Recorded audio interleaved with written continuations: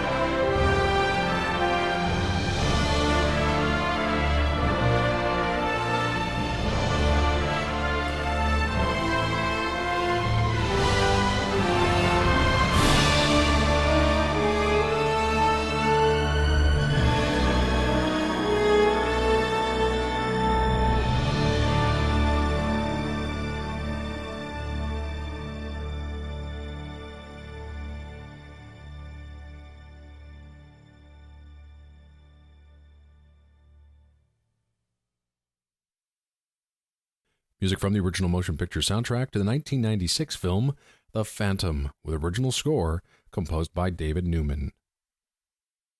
We have to take a break, but when we return, we'll listen to music from the 2009 animated film Wonder Woman with a brilliant score by Christopher Drake, and we'll end off today's program with music from Alan Silvestri's new score to the Avengers.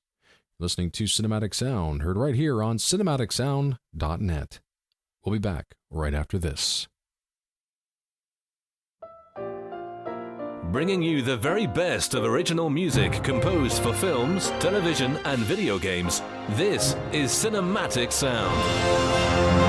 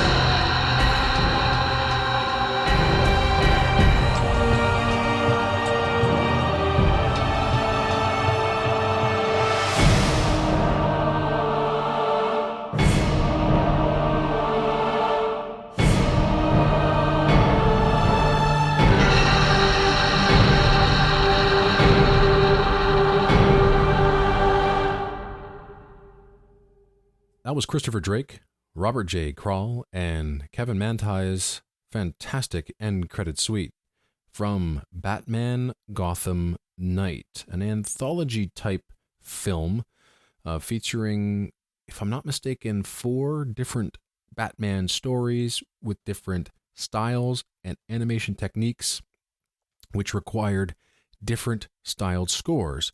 Everything from the classic Danny Elfman sound all the way up to the Hans Zimmer, James Newton Howard, very modern sounds of the reboot of Batman by Christopher Nolan. It's a fantastic album, and if you can find it, pick it up from La La Land Records. We're listening to music from comic book films and television shows. We're going to continue to listen to the music of Christopher Drake and his fantastic score to the 2009 animated film, which went direct to video, called Wonder Woman. Now, Wonder Woman is a product of the DC Comics universe, created by William Moulton Marsden and H.G. Peter. She first appeared in All-Star Comics number 8 in December of 1941. The Wonder Woman title has been published by DC Comics almost continuously, except for a brief hiatus in 1986. In addition to the comics, the character has appeared in other media, most notably in 1975 through to 1979 for Wonder Woman, the TV series, starring Linda Carter, as well as animated series such as Super Friends and Justice League. Now, there have been numerous attempts to bring the character to the silver screen for a live-action version of the tale, but all of them were in development hell and never came to fruition. In 2011, however, there was a failed pilot that was produced, although nothing made it to network television. In 2009, the animated film was released with Kerry Russell voicing the title role. And I've seen the movie, and it's actually quite good. The animation is spectacular, including the incredible battle and origin story, which takes place for the first 8 to 10 minutes of the film. It's quite remarkable and very entertaining. Now, the plot of the film is loosely based on George Perez's reboot of the character, specifically the Gods and Mortals arc that started the character's second volume in 1987. As I said, Kerry Russell provided the voice for Wonder Woman, along with Nathan Fillion, Alfred Molina, and Rosario Dawson. The high-energy, up-tempo score was composed by Christopher Drake, who is becoming one of the most impressive new composers that I've heard from. And I've mentioned the opening Battle and Origins sequence of the movie. It is epic, and the score matches it to a T. Wonder Woman's theme gets a great workout throughout the score and makes a most impressive reprise during the spectacular end credits.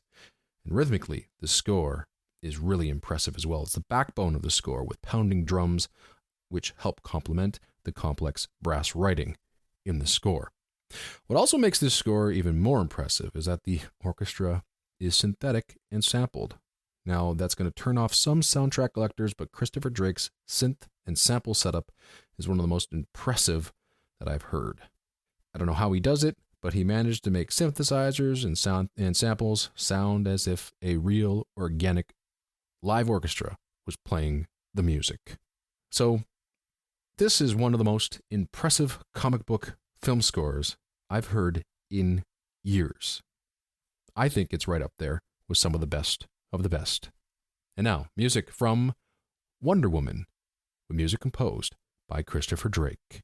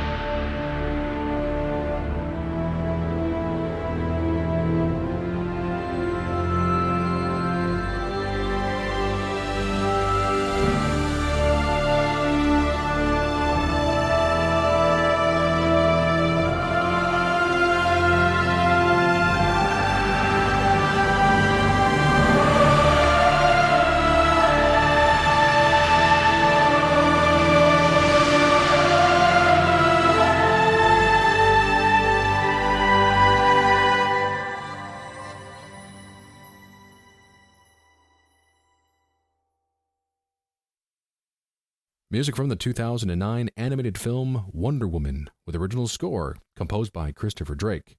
And if you're interested in the soundtrack, please pick it up at lalalandrecords.com.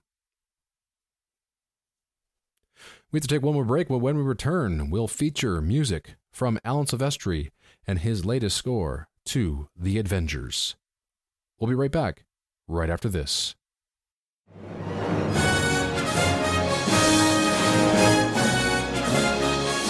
You're listening to the film, television, and video game music radio show, Cinematic Sound.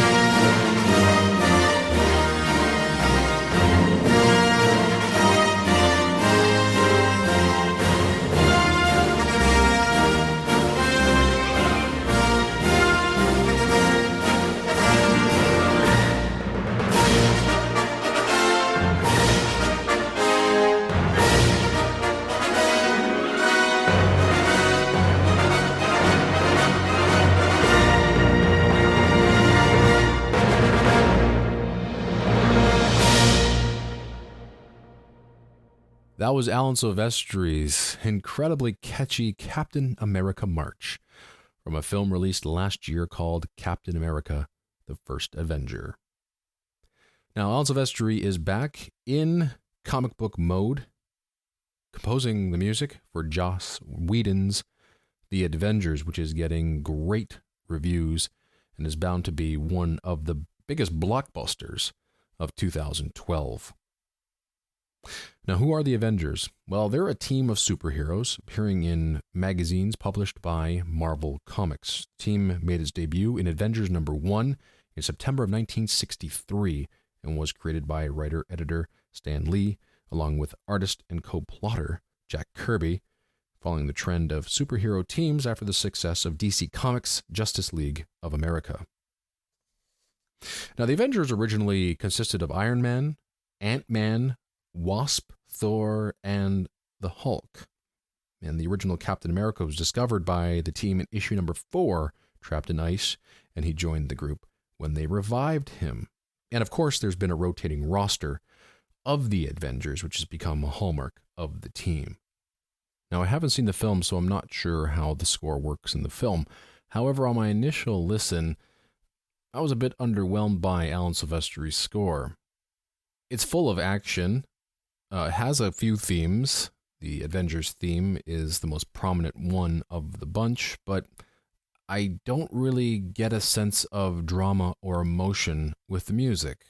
Silvestri seems to be picking pieces and scraps from some of his earlier scores and employing them into this score. Now, don't get me wrong, it's great to hear a pure orchestral score written for these comic book films, but it's got to do something. It's got to grab you. It's got to be memorable. This is by no means Alan Silvestri's greatest effort, but it's not a dog either. There are a few enjoyable tracks from the album, and we're going to feature those for you right here on the show. It could be so much better. With that being said, here is our cinematic sound premiere of music from Alan Silvestri's score to the new comic book film called The AVENGERS. If you have any questions, comments, or concerns, please send me an email at cinematicsound@yahoo.com. Thank you very much for tuning in, and we will see you next time.